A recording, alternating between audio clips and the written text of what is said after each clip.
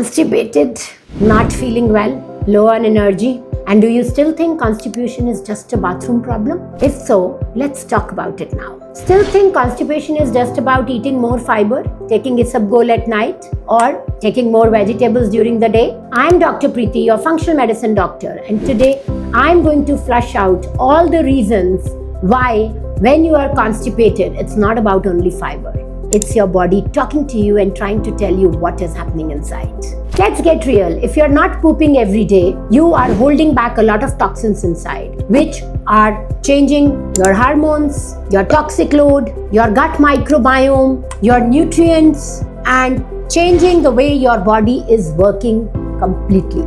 In functional medicine, constipation is generally a symptom of hypothyroidism, gut dysbiosis, low movement, electrolyte imbalance, especially low on sodium and potassium, deficiencies of magnesium, undigested food in the body, bad sleep, and improper training of your brain to poop at the same time.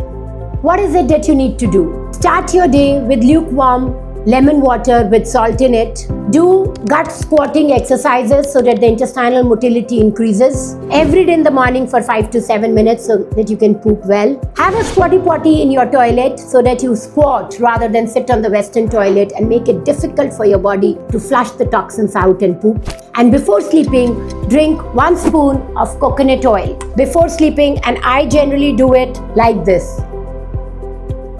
You can take it in chamomile tea, warm water, or just the way I do it. Every day, have this on your bedside table and let your poop flow comfortably, nicely. Let your hormones be in balance. Let your body have good digestion. Let your gut microbiome be perfect. Constipation is a signal. Your body just trying to tell you that body is holding something.